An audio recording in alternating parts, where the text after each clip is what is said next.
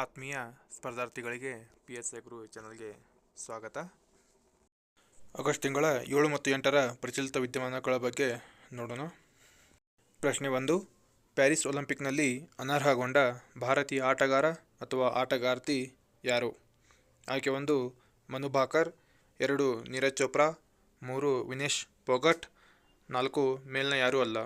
ಇದಕ್ಕೆ ಸರಿಯಾದ ಉತ್ತರ ಆಯ್ಕೆ 3 ವಿನೇಶ್ ಫೋಗಟ್. ಈ ಪ್ರಶ್ನೆಗೆ ಸಂಬಂಧಪಟ್ಟ ಮಾಹಿತಿ. ವಿನೇಶ್ ಫೋಗಟ್ ಕುಸ್ತಿಯಲ್ಲಿ ಫೈನಲ್ ತಲುಪಿದ ಮೊದಲ ಮಹಿಳೆ ಎಂಬ ಕೀರ್ತಿಗೆ ಪಾತ್ರರಾಗಿದ್ದರು. 100 ಗ್ರಾಂ ತೂಕ ಹೆಚ್ಚಳದಿಂದ ಪ್ಯಾರಿಸ್ ಒಲಿಂಪಿಕ್ನಿಂದ ಅನರ್ಹಗೊಂಡರು. ಇವರು 50 kg ಫ್ರೀಸ್ಟೈಲ್ ಕುಸ್ತಿ ವಿಭಾಗದಲ್ಲಿ ಆಡುತ್ತಿದ್ದರು. ಪ್ರಶ್ನೆ 2. ಈ ಕೆಳಗಿನ ಯಾವ ವಿಧಿಯು ಜಮ್ಮು ಮತ್ತು ಕಾಶ್ಮೀರಕ್ಕೆ ವಿಶೇಷ ಸ್ಥಾನಮಾನವನ್ನು ನೀಡಿದೆ? 1 380ನೇ ವಿಧಿ, 2 390ನೇ ವಿಧಿ, 3 270ನೇ ವಿಧಿ, 4 370ನೇ ವಿಧಿ. ಸರಿಯಾದ ಉತ್ತರ ಆಯ್ಕೆ 4 370ನೇ ವಿಧಿ. ಈ ಪ್ರಶ್ನೆಗೆ ಸಂಬಂಧಪಟ್ಟ ಮಾಹಿತಿ. 1947 ಜಮ್ಮು ಮತ್ತು ಕಾಶ್ಮೀರದ ಕೊನೆಯ ರಾಜ ಹರಿಸಿಂಗ್ ಅವರು 1947 ಅಕ್ಟೋಬರ್ 2ರಂದು ಭಾರತದೊಂದಿಗೆ ಸೇರಿಕೊಳ್ಳಲು ವಿಲೀನ ಸನ್ನದ್ಧಿಗೆ ಸಹಿ ಹಾಕಿದರು. 1950 ಜನವರಿ 26ರಂದು ಭಾರತದ ಸಂವಿಧಾನವು ಜಾರಿಯಾಯಿತು. ವಿಶೇಷ ಸ್ಥಾನಮಾನವನ್ನು ಸಂವಿಧಾನದ 370ನೇ ವಿಧಿಯಲ್ಲಿ ವಿವರಿಸಲಾಯಿತು. ಸಂವಿಧಾನದ 370ನೇ ವಿಧಿಯ ಅಡಿಯಲ್ಲಿ ರಾಷ್ಟ್ರಪತಿಯವರು ಮೊದಲ ಬಾರಿಗೆ ಸಂವಿಧಾನಿಕ ಆದೇಶವನ್ನು ಹೊರಡಿಸಿದರು ಹಾಗೂ 1954ರಲ್ಲಿ ದೆಹಲಿ ಒಪ್ಪಂದವನ್ನು ಜಾರಿಗೆ ಮಾಡಲು ರಾಷ್ಟ್ರಪತಿಯವರು ಸಾಂವಿಧಾನಿಕ ಆದೇಶವನ್ನು ಹೊರಡಿಸಿದ್ದರು. 1956ರಲ್ಲಿ ಜಮ್ಮು ಮತ್ತು ಕಾಶ್ಮೀರ ಸರ್ಕಾರ ಜಾರಿಗೆ ಬಂದಿತ್ತು. 1962ರಲ್ಲಿ ಜಮ್ಮು ಮತ್ತು ಕಾಶ್ಮೀರಕ್ಕೆ ಸಂಬಂಧಿಸಿದ ಸಾಂವಿಧಾನಿಕ ಅವಕಾಶಗಳಿಗೆ ತಿದ್ದುಪಡಿ ತರುವ ವ್ಯಾಪಕ ಅಧಿಕಾರವು ರಾಷ್ಟ್ರಪತಿಗೆ ಇದೆ ಎಂದು ಸುಪ್ರೀಂ ಕೋರ್ಟ್ ಹೇಳಿತ್ತು. 2016ರಲ್ಲಿ ಜಮ್ಮು ಕಾಶ್ಮೀರದ ಸಭೆಯ ಶಿಫಾರಸಿನ ಮೇಲೆಯೇ 370ನೇ ವಿಧಿಯನ್ನು ರದ್ದುಗೊಳಿಸಲು ಸಾಧ್ಯ ಎಂದು ಸುಪ್ರೀಂ ಕೋರ್ಟ್ ಹೇಳಿತ್ತು. ಮತ್ತು 2018 ಡಿಸೆಂಬರ್ನಲ್ಲಿ ಸಂವಿಧಾನದ 356ನೇ ವಿಧಿಯ ಅಡಿಯಲ್ಲಿ ನೀಡಲಾದ ಅಧಿಕಾರವನ್ನು ಬಳಸಿಕೊಂಡು ರಾಷ್ಟ್ರಪತಿ ಆಡಳಿತವನ್ನು ಹೇರಲಾಯಿತು. 2019 ಆಗಸ್ಟ್ 5ರಂದು ರಾಷ್ಟ್ರಪತಿ ಆದೇಶದ ಮೂಲಕ ಸಂವಿಧಾನ ಸಭೆಯ ವ್ಯಾಖ್ಯಾನಕ್ಕೆ ತಿದ್ದುಪಡಿ ಮಾಡಲಾಯಿತು. ಈ ಮೂಲಕ ಜಮ್ಮು ಕಾಶ್ಮೀರಕ್ಕೆ 370ನೇ ವಿಧಿ ಮೂಲಕ ನೀಡಲಾಗಿದ್ದ ವಿಶೇಷ ಸ್ಥಾನಮಾನವನ್ನು ರದ್ದು ಮಾಡಲಾಯಿತು. ಪ್ರಶ್ನೆ 3. ಕರ್ನಾಟಕದಲ್ಲಿ ಸದಾಶಿವ ಆಯೋಗ ಯಾವುದಕ್ಕೆ ಸಂಬಂಧಿಸಿದೆ? ಇದು ತುಂಬ ಮುಖ್ಯವಾದ ಪ್ರಶ್ನೆ. ಆಯ್ಕೆ 1 ಕರ್ನಾಟಕ ಆಡಳಿತ, 2 ತೆರಿಗೆ ಸುಧಾರಣೆ, 3 ಪರಿಶಿಷ್ಟ ಜಾತಿ ಒಳ ಮೀಸಲಾತಿ, 4 ಮೇಲಿನ ಎಲ್ಲವೂ ಸರಿ. ಇದಕ್ಕೆ ಸರಿಯಾದ ಉತ್ತರ ಆಯ್ಕೆ 3 ಪರಿಶಿಷ್ಟ ಜಾತಿ ಒಳ ಮೀಸಲಾತಿ.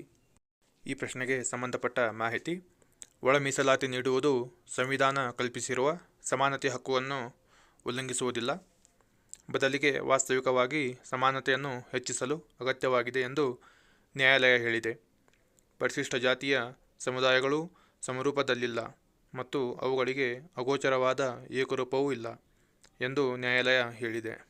ಹಾಗೂ ಜಾತಿಗಳೊಳಗಿನ ಉಪಜಾತಿಗಳಿಗೆ ಒಳ ಮೀಸಲಾತಿ ಕಲ್ಪಿಸಲು ರಾಜ್ಯ ಸರ್ಕಾರಕ್ಕೆ ಅವಕಾಶ ಇದೆ ಎಂದು ಸುಪ್ರೀಂ ಕೋರ್ಟ್ ತೀರ್ಪು ನೀಡಿದೆ. ಇದು ಮೀಸಲಾತಿ ವ್ಯವಸ್ಥೆಯಲ್ಲಿ ಬಹಳ ಮುಖ್ಯವಾದ ಹೆಜ್ಜೆಯಾಗಿದೆ. ಈ ಹಿಂದೆ ಈ ವಿಚಾರವಾಗಿ ಪರಸ್ಪರ ವಿರುದ್ಧ ತೀರ್ಪುಗಳನ್ನು ನೀಡಲಾಗಿತ್ತು. ಈಗ 7 ನ್ಯಾಯಮೂರ್ತಿಗಳ ಸಂವಿಧಾನ ಪೀಠವು ಈ ವಿಷಯದಲ್ಲಿ ಇದ್ದ ಗೊಂದಲವನ್ನು ಪರಿಹರಿಸಿದೆ. ಪ್ರಶ್ನೆ 4. ರೈತರ ಎಲ್ಲ ಬೆಳೆಗಳನ್ನು MSP ದರದಲ್ಲಿ ಖರೀದಿಸಿದ ಭಾರತದ ಮೊದಲ ರಾಜ್ಯ ಯಾವುದು? ಇದು ತುಂಬ ಮುಖ್ಯವಾದ ಪ್ರಶ್ನೆ. ಆಯ್ಕೆ 1 ಪಂಜಾಬ್, 2 ಹರಿಯಾಣ, 3 ಮಹಾರಾಷ್ಟ್ರ, 4 ಕರ್ನಾಟಕ. ಇದಕ್ಕೆ ಸರಿಯಾದ ಉತ್ತರ ಆಯ್ಕೆ 2 ಹರಿಯಾಣ. ಇತ್ತೀಚೆಗೆ ಹರಿಯಾಣದ ಮುಖ್ಯಮಂತ್ರಿ ನಯಬ್ ಸಿಂಗ್ ಅವರು ರೈತರು ಬೆಳೆದ ಬೆಳೆಗಳನ್ನು MSP ದರದಲ್ಲಿ ಖರೀದಿಸಲು ಘೋಷಿಸಿದ್ದಾರೆ. ಪ್ರಶ್ನೆ 5. ಫಿಜಿ ದ್ವೀಪ ಸಮೂಹ ರಾಷ್ಟ್ರಕ್ಕೆ ಭೇಟಿ ನೀಡಿದ ಭಾರತದ ಮೊದಲ ರಾಷ್ಟ್ರಪತಿ ಯಾರು? ಆಯ್ಕೆ 1 APJ ಅಬ್ದುಲ್ ಕಲಾಂ, 2 ಪ್ರತಿಭಾ ದೇವಿ ಸಿಂಗ್ ಪಾಟೀಲ್, 3 ದ್ರೌಪದಿ ಮುರ್ಮು, 4 ಪ್ರಣಬ್ ಮುಖರ್ಜಿ. ಇದಕ್ಕೆ ಸರಿಯಾದ ಉತ್ತರ ಆಯ್ಕೆ 3 ಪ್ರಸ್ತುತ ರಾಷ್ಟ್ರಪತಿಗಳಾದ ದ್ರೌಪದಿ ಮುರ್ಮು. ಈ ಪ್ರಶ್ನೆಗೆ ಸಂಬಂಧಪಟ್ಟ ಮಾಹಿತಿ.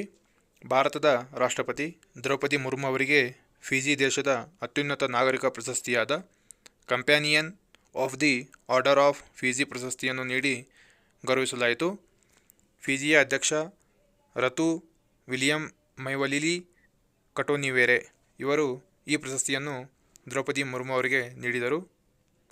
ಭಾರತದ ರಾಷ್ಟ್ರಪತಿಯವರ ಇದು ಮೊದಲ ಭೇಟಿಯಾಗಿದೆ. ಪ್ರಶ್ನೆ 6. ಇತ್ತೀಚೆಗೆ ಯಾವ ರಾಜ್ಯದಲ್ಲಿ 2 ಹೊಸ ನವಿಲು ಅಭಯಾರಣ್ಯ ಸ್ಥಾಪಿಸಲು ಕೇಂದ್ರ ಸರ್ಕಾರ ಘೋಷಿಸಲಾಗಿದೆ? ಆಯ್ಕೆ 1 ಕೇರಳ, 2 ಕರ್ನಾಟಕ, 3 ಮಧ್ಯಪ್ರದೇಶ್, 4 ಆಯ್ಕೆ 1 ಮತ್ತು 2. ಇದಕ್ಕೆ ಸರಿಯಾದ ಉತ್ತರ ಆಯ್ಕೆ 4, 1 ಮತ್ತು 2 ಸರಿ. ಈ ಪ್ರಶ್ನೆಗೆ ಸಂಬಂಧಪಟ್ಟ ಮಾಹಿತಿ. ಇತ್ತೀಚೆಗೆ ಕೇಂದ್ರ ಪರಿಸರ, ಅರಣ್ಯ ಮತ್ತು ಹವಾಮಾನ ಸಚಿವರಾದ ಶ್ರೀ ಭೂಪೇಂದರ್ ಯಾದವ್ ಅವರು ಭಾರತದಲ್ಲಿ 2 ಹೊಸ ನವಿಲು ಅಭಯಾರಣ್ಯಗಳನ್ನು ಸ್ಥಾಪಿಸುವುದಾಗಿ ಘೋಷಿಸಿದರು. ಒಂದು ಕರ್ನಾಟಕದ ಆದಿ ಚುಂಚನಗಿರಿಯಲ್ಲಿ, ಇನ್ನೊಂದು ಕೇರಳದ ಚೋಲನ್ನೂರದಲ್ಲಿ. ಇದರ ಉದ್ದೇಶ ನವಿಲುಗಳ ಆವಾಸಸ್ಥಾನಗಳನ್ನು ರಕ್ಷಿಸುವುದಾಗಿದೆ. ಭಾರತದಲ್ಲಿ 2 ಪ್ರಭೇದದ ನವಿಲುಗಳು ಕಂಡುಬರುತ್ತವೆ. 1 ಇಂಡಿಯನ್ ಬ್ಲೂ ಪಿಕಾಕ್, 2 ಗ್ರೀನ್ ಫೀಫೌಲ್. ಪ್ರಶ್ನೆ 7. 3ನೇ ಸೌತ್ ಗ್ಲೋಬಲ್ನ ಅಧ್ಯಕ್ಷತೆ ವಹಿಸಿದ ದೇಶ ಯಾವುದು? ಆಯ್ಕೆ 1 ಭಾರತ, 2 ಶ್ರೀಲಂಕಾ, 3 ಅರ್ಜೆಂಟೀನಾ, 4 ದಕ್ಷಿಣ ಆಫ್ರಿಕಾ. ಇದಕ್ಕೆ ಸರಿಯಾದ ಉತ್ತರ ಆಯ್ಕೆ 1 ಭಾರತ. ಈ ಪ್ರಶ್ನೆಗೆ ಸಂಬಂಧಪಟ್ಟ ಮಾಹಿತಿ. ಭಾರತವು ಆಗಸ್ಟ್ 17, 2024ರಂದು ಜಾಗತಿಕ ದಕ್ಷಿಣ ಶೃಂಗಸಭೆಯ 3ನೇ ಆವೃತ್ತಿಯನ್ನು ಆಗಸ್ಟ್ 17ರಂದು ಆಚರಿಸುತ್ತಿದೆ. ಗ್ಲೋಬಲ್ ಸೌತ್ ಇದು ಸಾಮಾನ್ಯವಾಗಿ ಅಭಿವೃದ್ಧಿ ಹೊಂದುತ್ತಿರುವ, ಕಡಿಮೆ ಅಭಿವೃದ್ಧಿ ಹೊಂದಿದ ಅಥವಾ ಅಭಿವೃದ್ಧಿಯಾಗದ ದೇಶಗಳನ್ನು ಸೂಚಿಸುತ್ತದೆ. ಗ್ಲೋಬಲ್ ಸೌತ್ನಲ್ಲಿ ಬರುವ ದೇಶಗಳು ಆಫ್ರಿಕಾ, ಏಷ್ಯಾ ಮತ್ತು ಲ್ಯಾಟಿನ್ ಅಮೆರಿಕದಲ್ಲಿ ವಿಸ್ತರಿಸಿವೆ. ಹಾಗೂ ಗ್ಲೋಬಲ್ ನಾರ್ತ್ ಎಂಬುದು ಶ್ರೀಮಂತ ರಾಷ್ಟ್ರಗಳನ್ನು ಒಳಗೊಂಡಿದೆ. ಇದು ಉತ್ತರ ಅಮೆರಿಕ, ಯುರೋಪ್ ಮತ್ತು ಓಷಿನಿಯಾದಲ್ಲಿ ವಿಸ್ತರಿಸಿದೆ. ಗ್ಲೋಬಲ್ ನಾರ್ತ್ಗೆ ಹೋಲಿಸಿದರೆ ಈ ರಾಷ್ಟ್ರಗಳು ಸಾಮಾನ್ಯವಾಗಿ ಹೆಚ್ಚು ಬಡತನ, ಆದಾಯ ಅಸಮಾನತೆ ಮತ್ತು ಸವಾಲಿನ ಜೀವನವನ್ನು ಅನುಭವಿಸುತ್ತಿವೆ. ಗ್ಲೋಬಲ್ ಸೌತ್ ಎಂಬ ಪದವನ್ನು ಮೊದಲ ಬಾರಿಗೆ 1969ರಲ್ಲಿ ರಾಜಕೀಯ ಕಾರ್ಯಕರ್ತ ಕಾರ್ಲ್ ವೋಗ್ಲೆಸಿಬ್ ಸೃಷ್ಟಿಸಿದರು. ಪ್ರಶ್ನೆ 8. ವಿಶ್ವ ಅಭಿವೃದ್ಧಿ ವರದಿ ಬಿಡುಗಡೆ ಮಾಡಿದ ಸಂಸ್ಥೆ ಯಾವುದು? ಆಯ್ಕೆ 1 ವಿಶ್ವಸಂಸ್ಥೆ, 2 ವಿಶ್ವ ಬ್ಯಾಂಕ್, 3 IMF, 4 IBRD. ಇದಕ್ಕೆ ಸರಿಯಾದ ಉತ್ತರ ಆಯ್ಕೆ 2 ವಿಶ್ವ ಬ್ಯಾಂಕ್. ಈ ಪ್ರಶ್ನೆಗೆ ಸಂಬಂಧಪಟ್ಟ ಮಾಹಿತಿ. ಇತ್ತೀಚೆಗೆ ವಿಶ್ವ ಬ್ಯಾಂಕವು ವಿಶ್ವ ಅಭಿವೃದ್ಧಿ ವರದಿ 2024ರ ಮಧ್ಯಮ ಆದಾಯ ಬೆಲೆ ಎಂಬ ಶೀರ್ಷಿಕೆಯಲ್ಲಿ ಬಿಡುಗಡೆ ಮಾಡಿದೆ. ಭಾರತವು 2006ರವರೆಗೆ ಕಡಿಮೆ ಆದಾಯ ರಾಷ್ಟ್ರವೆಂದು ವರ್ಗೀಕರಿಸಲಾಗಿತ್ತು. 2007ರಲ್ಲಿ ಭಾರತವು ಕೆಳಮಧ್ಯಮ ಆದಾಯ ವರ್ಗೀಕರಣಕ್ಕೆ ಸೇರಿಸಲಾಯಿತು. 2007ರಿಂದ ಭಾರತ ಇದೇ ವರ್ಗದಲ್ಲಿ ನಡೆದಿದೆ. ವಿಶ್ವ ಬ್ಯಾಂಕನ್ನು 1944ರಲ್ಲಿ ಬ್ರಿಟನ್ ವುಡ್ಸ್ ಸಮ್ಮೇಳನದಲ್ಲಿ ಸ್ಥಾಪಿಸಲಾಯಿತು. ಇದನ್ನು ಮೊದಲು IBRD ಎಂದು ಕರೆಯಲಾಯಿತು. 189 ಸದಸ್ಯ ರಾಷ್ಟ್ರಗಳನ್ನು ಒಳಗೊಂಡಿದೆ. ಇದರ ಕೇಂದ್ರ ಕಚೇರಿ ವಾಷಿಂಗ್ಟನ್ನ DCಯಲ್ಲಿದೆ. ಇದರ ಅಧ್ಯಕ್ಷರು ಅಜಯ್ ಬಂಗಾ ಆಗಿದ್ದಾರೆ. ಪ್ರಶ್ನೆ 9. ರಾಷ್ಟ್ರೀಯ ಮಹಿಳಾ ಆಯೋಗ ಸ್ಥಾಪನೆಯಾದ ವರ್ಷ ಯಾವುದು? ಆಯ್ಕೆ 1 2016, ಆಯ್ಕೆ 2 2010, ಆಯ್ಕೆ 3 1990, ಆಯ್ಕೆ 4 1991. ಇದಕ್ಕೆ ಸರಿಯಾದ ಉತ್ತರ ಆಯ್ಕೆ 3 1990. ಈ ಪ್ರಶ್ನೆಗೆ ಸಂಬಂಧಪಟ್ಟ ಮಾಹಿತಿ. ಇತ್ತೀಚೆಗೆ ರಾಷ್ಟ್ರೀಯ ಮಹಿಳಾ ಆಯೋಗದ ಅಧ್ಯಕ್ಷ ಸ್ಥಾನಕ್ಕೆ ರಾಜೀನಾಮೆ ನೀಡಿದವರು ರೇಖಾ ಶರ್ಮಾ. ಇವರು 2018ರಲ್ಲಿ ಅಧ್ಯಕ್ಷರಾಗಿ ಅಧಿಕಾರವನ್ನು ವಹಿಸಿಕೊಂಡಿದ್ದರು. ಇವರು 2 ಅವಧಿಗೆ ಅಧ್ಯಕ್ಷರಾಗಿ ಕಾರ್ಯನಿರ್ವಹಿಸಿದ್ದಾರೆ. ರಾಷ್ಟ್ರೀಯ ಮಹಿಳಾ ಆಯೋಗವನ್ನು 1990ರಲ್ಲಿ ಮಹಿಳಾ ಆಯೋಗ ಕಾಯ್ದೆ ಅಡಿಯಲ್ಲಿ ಸ್ಥಾಪಿಸಲಾಗಿದೆ. ಇದು ಒಂದು ಶಾಸನಬದ್ಧ ಸಂಸ್ಥೆಯಾಗಿದೆ. ಹಾಗೂ ರಾಷ್ಟ್ರೀಯ ಮಹಿಳಾ ಆಯೋಗದ ಮೊದಲ ಅಧ್ಯಕ್ಷರು ಜಯಂತಿ ಪಟ್ನಾಯಕ್. ಇದರ ಅಧ್ಯಕ್ಷರು ಮತ್ತು ಸದಸ್ಯರು 3 ವರ್ಷಗಳ ಅಧಿಕಾರಾವಧಿಯನ್ನು ಹೊಂದಿರುತ್ತಾರೆ. ಪ್ರಸ್ತುತ ಕರ್ನಾಟಕ ಮಹಿಳಾ ಆಯೋಗದ ಅಧ್ಯಕ್ಷರು ಪರ್ಮಿಳಾ ನಾಯ್ಡು ಆಗಿದ್ದಾರೆ. ಪ್ರಶ್ನೆ 10. ಖ್ಯಾತ ವಿಜ್ಞಾನಿ, ಹಸಿರು ಕ್ರಾಂತಿಯ ರೂವಾರಿ ಎಂಬ ಹೆಸರುವಾಸಿಯಾದ MS ಸ್ವಾಮಿನಾಥನ್ ಅವರಿಗೆ ಭಾರತ ಸರ್ಕಾರ ಯಾವಾಗ ಭಾರತ ರತ್ನವನ್ನು ನೀಡಿ ಗೌರವಿಸಿದೆ? ಆಯ್ಕೆ 1 2021, ಆಯ್ಕೆ 2 2022, ಆಯ್ಕೆ 3 2024, ಆಯ್ಕೆ 4 2023. ಇದಕ್ಕೆ ಸರಿಯಾದ ಉತ್ತರ ಆಯ್ಕೆ 3 2024. ಈ ಪ್ರಶ್ನೆಗೆ ಸಂಬಂಧಪಟ್ಟ ಮಾಹಿತಿ. ಆಗಸ್ಟ್ 7, 1925ರಂದು ತಮಿಳುನಾಡಿನ ಕುಂಭಕೋಣಂನಲ್ಲಿ ಇವರು ಜನಿಸಿದರು.